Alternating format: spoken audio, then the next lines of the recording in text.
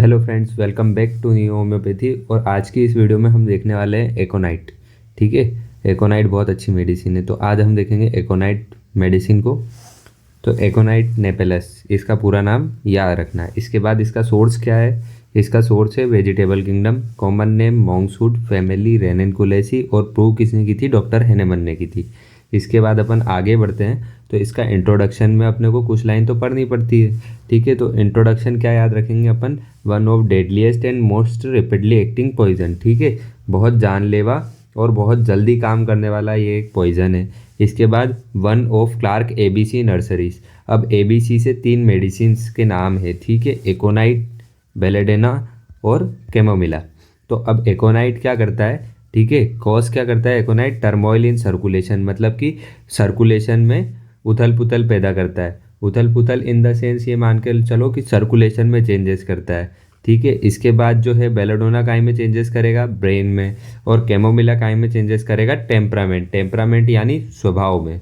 ठीक है, इसके बाद क्या है? एकोनाइट जो है वो एक्यूट शॉर्ट एक्टिंग रेमेडी है, मतलब कि कोई सी भी डिसीज़ है वो अभी अभी चालू हुई है तो उसके लिए अपन एकोनाइट प्रिस्क्राइब कर सकते हैं। शॉर्ट एक्टिंग मतलब कि रिपीटेशन जल्दी करना पड़ेगा।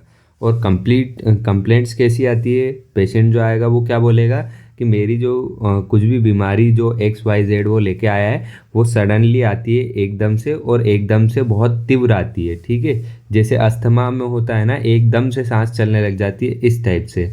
अब क्लिनिकल क्या है इसके? क्लिनिकल अपने को याद रखना है।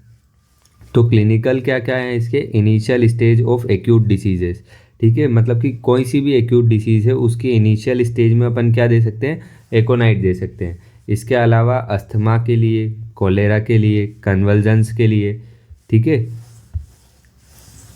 कफ के लिए, diarrhoea, dysentery, fear and freight, vertigo, headache, fever, menstrual problem और निमोनिया। ठीक है, ये सब आप याद रख सकते हैं। अब मैंने आपको बताया था कि आपको कैसे क्या लिखना है एग्जाम में, तो आप वो वाली वीडियो देख लो तो आपको ओवरऑल कॉन्सेप्ट समझ में आ जाएगा कि आपको क्या क्या याद रखने की ज़रूरत है और क्या क्या याद करने की ज़रूरत है। ठीक है, तो उसके बाद फिर क्या है? Sphere of action. Sphere of action मतलब कि ये मेडिसिन जो है ये कहाँ कहाँ पे काम करती है। अब एक्यूट ड्रग जो होता है वो आप ही सोचो, कोई ऐसी कंडीशन में आया है एकदम मरने वाली में, तो उसे अपन एकदम से कोई सी भी मेडिसिन देते हैं ना भाई, तो वो तो सब दूर काम करेगी। तो इसमें आप सब दूर लिख सकते हो। सेरिब्रो स्पाइनल नर्वस सिस्टम, मतलब कि अपना CNS पे भी काम करेगी, ब्रेन पे काम करेगी, सीरस एंड म्यूकस मेम्ब्रेन पे काम करेगी, ब्लड, कार्डियोवेस्कुलर सिस्टम, सब पे काम करेगी। ठीक है, पैथोजेनोसिस, कैसे ड्रग जो है पैथोजन की तरह अपने को बीमारी कॉज कर सकता है। तो ये कैसे कॉज करता है? ये इसका जो कॉज छुपा रहता है ये काई में होता है? सर्कुलेशन के अंदर छुपा रहता है। ठीक है, मतलब कि ये सर्कुलेशन के अंदर चेंजेस करता है, उसी से हमारी बीमारी क्योर करते हैं। ठीक है, और उसी से अगर अपन हेल्थी पर्सन के अंदर इसका डोज देते हैं तो वो बीमारी कॉज भी करता है। It is capable of irritating brain, मतलब कि ब्रेन पे भी ये असर करती है और सेरिब्रो स्पाइनल नर्वस सिस्टम पे भी एक्ट करती है। इसके बाद कॉन्स्टिट्यूशन। कॉन्स्टिट्यूशन क्या है? एकोनाइट जो है प्योरली एक्यूट ड्रग है। ठीक है, बार बार वही लाइन आ रही है कि वो एक्यूट ड्रग है। ठीक है, तो उसका क्या काम है? Consideration of constitution is not so much important, मतलब कि इसका कॉन्स्टिट्यूशन इतना ज़्यादा पढ़ने की ज़रूरत नहीं है। ये मैंने आपको उस वीडियो में भी बताया था जिसमें मैंने बताया था कि एक अपने को जो है मटेरिया मेटिका कैसे पढ़ना है।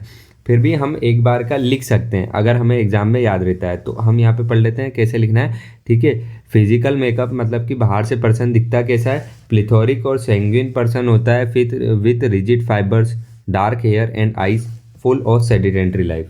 मतलब क्या है? इसका जो पर्सन रहेगा वो थोड़ा मोटा रहेगा, हैप्पी टाइप का रहेगा। ठीक है, डार्क हेयर रहेंगे और आइज़ रहेगी, और लाइफ कैसी होगी उसकी? मतलब कि फुल आलसी इंसान रहेगा। और यहीं अगर बेबी में देखें, ठीक है, एकोनाइट का जो बच्चा होगा वो कैसा होगा? वो होगा रोजी चबी बेबीज। ठीक है, यहाँ पे प्लिथोरिक भी लिख सकते थे, रोजी चबी प्लिथोरिक बेबीज। ठीक है, मतलब कि लाल लाल चेहरा दिखेगा उसका, और चबी टाइप के जो बच्चे नहीं होते हैं जिनके गाल थोड़े मोटे मोटे होते हैं उस टाइप का, और प्लिथोरिक मतलब जिनमें फुल ऑफ एबेंडेंस होती है, मतलब कि बहुत ज़्यादा एक्टिव रहते हैं, उस टाइप का इसका बच्चा रहेगा। इसके बाद फिर क्या है? टेम्परामेंट। टेम्परामेंट क्या होगा इसका? सैंग्विन टेम्परामेंट है, और relationship with heat and cold. लेकिन एकोनाइट जो है उसका ऐसा कुछ नहीं है कि हॉट है या कोल्ड है, वो, लेकिन अपन फिर भी बोलते हैं वार्म ब्लडेड है, मतलब कि हॉट है। इसके बाद गाइडिंग सिम्टम्स जो है आप निमोनिक से याद कर सकते हो, मैंने आपके लिए निमोनिक्स बनाया है, ठीक है। टेंशन वाले अंकल अचानक डर से पानी पीते हुए गरम गरम लाल पीले हो गए, दर्द से थरथर काँपे, ठीक है।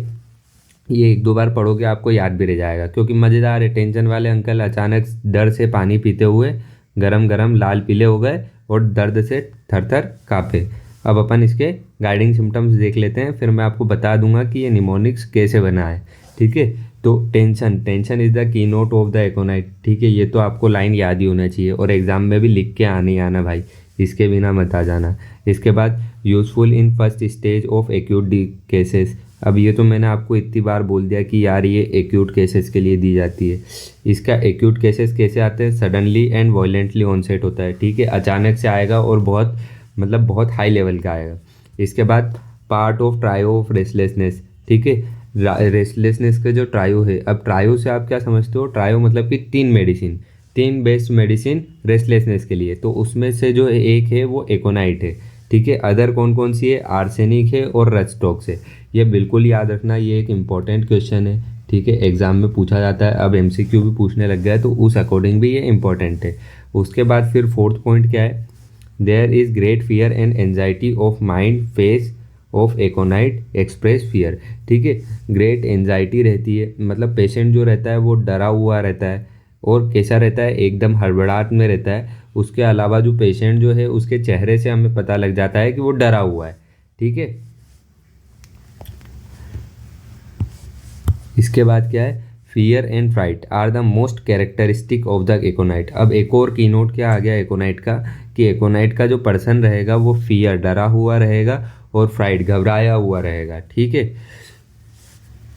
पेशेंट जो रहेगा वो अपनी डेथ तक प्रेडिक्ट कर देगा, इतना वो डरा हुआ रहता है कि वो यूं बोल देता है कि नहीं भाई अब तो मैं मरूंगा, मेरे जीने का कोई चांसेस नहीं है, ठीक है। इतना ज़्यादा डरा हुआ रहता है, इसीलिए वो रेस्टलेस भी रहता है। जो इंसान मरने वाला हो तो वो तो भाई घबराया हुआ रहेगा ही सही, रेस्टलेस रहेगा ही सही, ठीक है। वो डरा हुआ भी रहेगा, उसके अंदर एंजाइटी भी पाई जाएगी।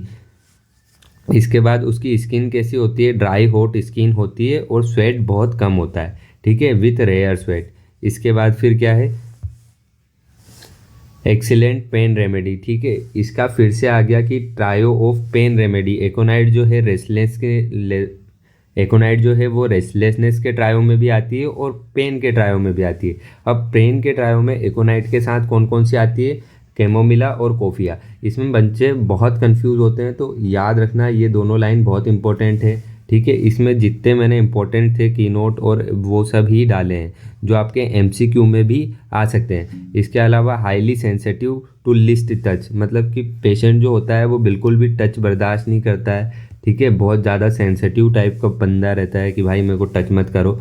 इसके बाद पानी की प्यास जो होती है उसको बहुत ज़्यादा लगती है, ठीक है। अनक्वेंचेबल मतलब बहुत ज़्यादा पानी की प्यास लगेगी और उसे चाहिए भी कैसा? ठंडा पानी चाहिए।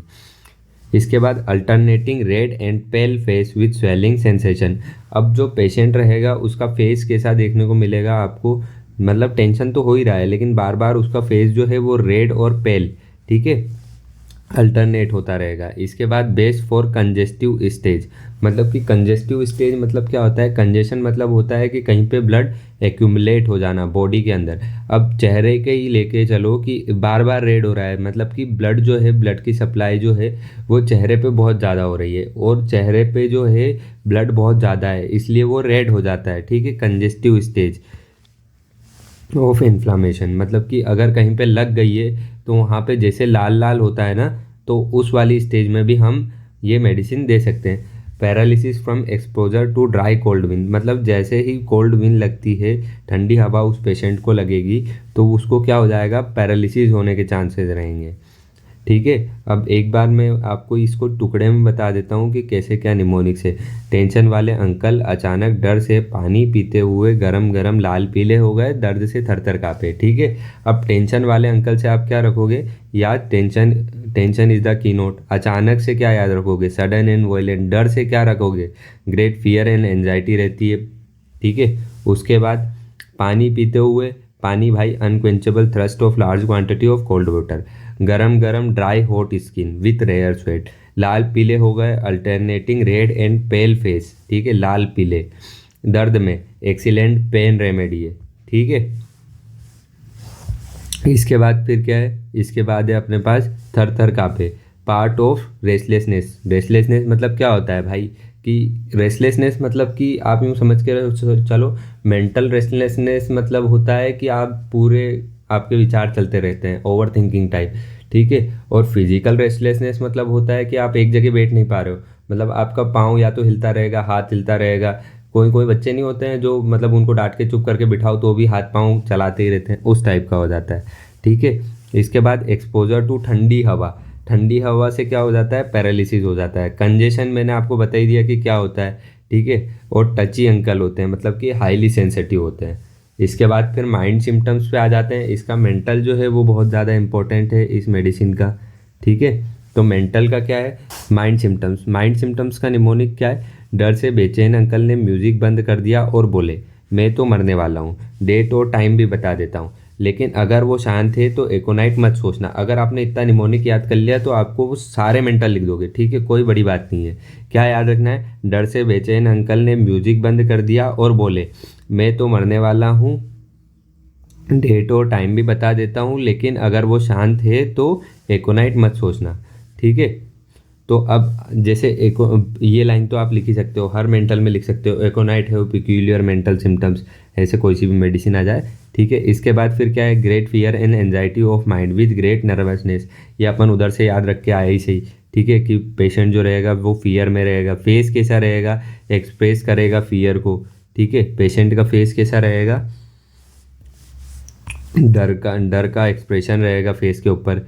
इसके बाद फियर ऑफ डेथ भी रहता है, कोई सी भी छोटी मोटी बीमारी हो जाती है तो भी यूँ बोलने लग जाता है मैं तो मरूंगा, मैं तो मरूंगा। जो बूढ़े बूढ़े लोग नहीं रहते हैं जो बोलने लग जाते हैं झट से, सर्दी खांसी भी हो जाए कि भाई मैं तो अब नहीं बचूंगा, मरने वाला हूँ, इस टाइप से। Peculiar of एकोनाइट is clear voyance, ठीक है। पिक्यूलरिटी क्या है कि बिल्कुल भाई एकोनाइट ही आएगी इस केस में, मतलब एकोनाइट ही प्रिस्क्राइब करना है। तो उसमें क्या होगा कि एकोनाइट का जो पेशेंट रहेगा वो साफ साफ बोल देगा, ठीक है, कि मैं इस तारीख के दिन और इतने घंटे पे मर जाऊंगा, इतना टाइम बता देता है वो एग्जैक्ट टाइम। तो ऐसा अगर कोई पेशेंट दिखे बिल्कुल जो यूँ बोल दे कि मैं तो 26 तारीख के दिन रात के 11 बजे मर जाऊंगा, ठीक है, कोई सी भी तारीख ले लो, कोई सा भी टाइम ले लो, तो भाई उसको एकोनाइट देना है, ठीक है। रेस्टलेसनेस, वही मैंने आपको बता दिया कि रेस्टलेस रहता है पेशेंट और बार बार जो है अपनी पोजीशन चेंज करता रहता है। म्यूजिक इज बी अनबियरेबल, ठीक है। अब उसने क्या किया था, अंकल ने म्यूजिक बंद कर दिया, ठीक है, और क्या बता दिया, डेट और टाइम भी नोट करवा दिया, ठीक है। अंकल बेचैन थे, ठीक है, मतलब कि कैसे थे, एंजाइटी में थे, अंकल बेचैन थे, ठीक है, टेंशन में थे, म्यूजिक बंद कर दिया, ठीक है, और क्या बोला, मैं तो मरने वाला हूँ, डेट और टाइम भी बता दिया। तो अपने सारे सिम्टम्स अपन ने नोट कर लिए। इसके अलावा अपना एक और था कि लेकिन अगर वो शांत है तो एकोनाइट मत सोचना, ठीक है। मेंटल कामनेस कॉन्ट्रा इंडिकेट एकोनाइट, अगर वो शांत है तो एकोनाइट मत सोचना। If aconite to be thought of, there is must mental discomfort, worry, anxiety and fear accompany the most trifling element. Most trifling element मतलब कि अगर कोई सी बीमारी है तो उसके साथ अपने को क्या देखने को मिलेगा, मेंटल डिस्कम्फर्ट देखने को मिलेगा, वरी देखने को मिलेगी, एंजाइटी देखने को मिलेगी, ठीक है। इसके बाद की फिर क्या है, Hahnemann cess whenever aconite is chosen homeopathically you must have above all observe the symptoms, ठीक है। मतलब कि जब भी आप एकोनाइट को चूज करो होम्योपैथिकली तो आपको ऊपर दिए गए सारे सिम्टम्स याद होने चाहिए, मतलब पेशेंट में मिलने चाहिए। अब इस पेशेंट को बीमारी कहाँ कहाँ से होगी, ठीक है, एलिमेंट्स क्या क्या है, बीमारी कहाँ कहाँ से होगी, तो जब भी ये बाहर निकलेगा, ठीक है, ठंडी हवा में, तो इसको बीमारी होगी। Exposure to dry cold air और ड्राफ्ट ऑफ एयर, ठीक है, या तो फिर पसीने में है और बाहर चला गया।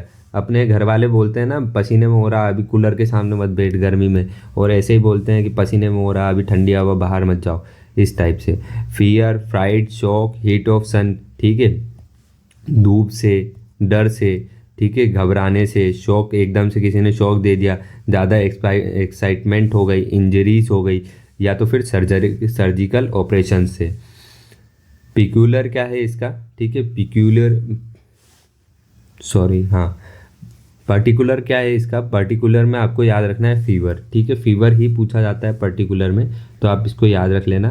आपको इसमें हेडिंग कौन कौन सी कवर करना है, causation, onset of fever, fever के सिम्टम्स क्या क्या है, फीवर के ड्यूरिंग फेस कैसा होगा, ठीक है, स्किन कैसी होगी, स्वेटिंग कैसा होगा और थ्रस्ट कैसा होगा, ठीक है। अब मैं इसको भी आपको आसानी से याद करा देता हूँ। कॉजेशन में जैसे अपन ने ऊपर एलिमेंट में पढ़ा वही आप लिख सकते हो। ऑनसेट ऑफ फीवर, अब आपको पता ही है यार एकोनाइट में किसी भी चीज़ का ऑनसेट कैसा होगा, सडनली और वायलेंटली होगा। इसके बाद फीवर के सिम्टम्स कैसे होंगे, अपन ने पढ़ा था कि कोई सी भी एकदम से आती है और बहुत तेज़ी से आती है, ठीक है। High fever with severe chill, मतलब बहुत ज़्यादा ठंड लगेगी पेशेंट को। इसके अलावा क्या है, internal heat but feels very chilly if covered, मतलब कि पेशेंट जो है वो अंदर से गर्म है, लेकिन अगर उसको अपन कवर कर देंगे किसी चीज़ से, मतलब कंबल वंबल उड़ा देंगे, तो पेशेंट जो है वो बहुत चिल, मतलब कि बहुत और उसे ज़्यादा ठंड लगेगी। Fever is sharp short and subscribe quickly, fever is sharp short and subside quickly often overnight, मतलब कि जो फीवर जो रहता है वो शार्प, मतलब एकदम से आएगा, ठीक है, शॉर्ट थोड़ी सी देर के लिए आएगा, और वैसे ही जैसे आता है वैसे ही सबसाइड भी हो जाता है, मतलब वैसे ही चला भी जाता है, ठीक है। Should not be given in merely control fever और अल्टरनेट विथ अदर रेमेडीज, मतलब कि एकोनाइट जो मेडिसिन है उसको अपने को फीवर कंट्रोल करने के लिए नहीं देना है, या तो फिर कोई और सी मेडिसिन दे रहे हैं अपन तो उसके साथ फीवर कंट्रोल करने के लिए नहीं चलाना चाहिए एकोनाइट को। इस लाइन में बस ये लिखा हुआ है। अब अपन अलग अलग स्टेजेस अपन ने देख ली कि भाई फीवर कैसे होता है, ऑनसेट कैसे होता है, फीवर के सिम्टम क्या है। अब अपन देखेंगे कि पेशेंट अपने को दिखेगा कैसा, तो फेस कैसा रहेगा। फेस अपन ने पढ़ा ही है, ठीक है, पीछे ही पढ़ के आए हैं, रेड और पेल होता है, ठीक है। इसके बाद स्किन कैसी होती है, स्किन ड्राई हॉट रेड होती है विथ रेयर स्वेट और शाइनी भी हो सकती है, ठीक है। फेस और कैसा रहेगा, फेस में फियर और एंजाइटी भी एक्सप्रेशन में रहेगी। पेल ऑन राइजिंग, मतलब कि जब वो सो के उठेगा तो उसका चेहरा कैसा रहेगा, पीला पीला टाइप का रहेगा। स्वेटिंग कैसी होगी, drenching sweat on the areas laid on which brings relief, मतलब कि पेशेंट को जो स्वेट होगा वो कैसा होगा, एकदम बहुत ज़ोर से होगा, ठीक है, मतलब जिधर की साइड वो लेटेगा ना उधर साइड एकदम गीला हो जाएगा, ड्रेंचिंग टाइप का स्वेट रहेगा। इसके बाद प्यास कैसी लगेगी, इंटेंस थ्रस्ट, बहुत ज़्यादा प्यास लगेगी।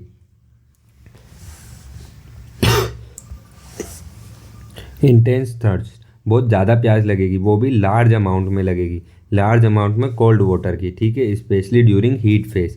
इसके बाद मेंटल तो अपन ने इतनी बार पढ़ लिया भाई, ठीक है। एक्सट्रीमली एंजाइटी, नर्वसनेस और रेस्टलेसनेस, फियर ऑफ डेथ भी रहेगा which brings them may die soon, मतलब कि उस पेशेंट को ऐसा लगेगा कि हाँ बस मैं भाई मरने वाला हूँ, इतना उसको डर रहेगा, ठीक है। फियर ऑफ डेथ, रेस्टलेसनेस रहेगी, नर्वसनेस और एंजाइटी रहेगी।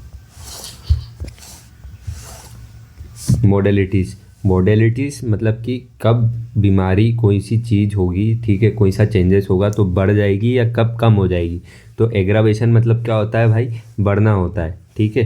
तो इसकी बीमारी कब कब बढ़ जाएगी, इस पेशेंट की इवनिंग में बढ़ जाएगी, नाइट के टाइम पे बढ़ जाएगी, वार्म रूम में बढ़ जाएगी, ठीक है। राइजिंग फ्रॉम बेड से जैसे ही उठेगा तब बढ़ जाएगी। लाइंग ऑन अफेक्टेड साइड, मतलब कि जिधर की साइड वो सोएगा या तो फिर जिधर की साइड लाई करेगा उधर की साइड भी बढ़ जाएगी। एम्लोरेशन, जब आराम कब लग जाता है, आराम कब लगता है पेशेंट को, ओपन एयर और स्वेटिंग के टाइम पे। अब इसमें इंपॉर्टेंट क्या क्या है, इस मेडिसिन के अंदर आपको मेंटल याद करना है, ठीक है, फीवर याद करना है, ट्रायो ऑफ पेन और ट्रायो ऑफ रेस्टलेसनेस याद रखना है। ये सब आपके इंपॉर्टेंट हो जाते हैं जो इस मेडिसिन में 5 मार्क्स में पूछ सकता है या तो फिर जो है ऑब्जेक्टिव में पूछ सकता है।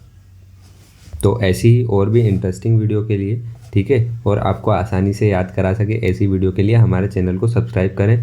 Thank you.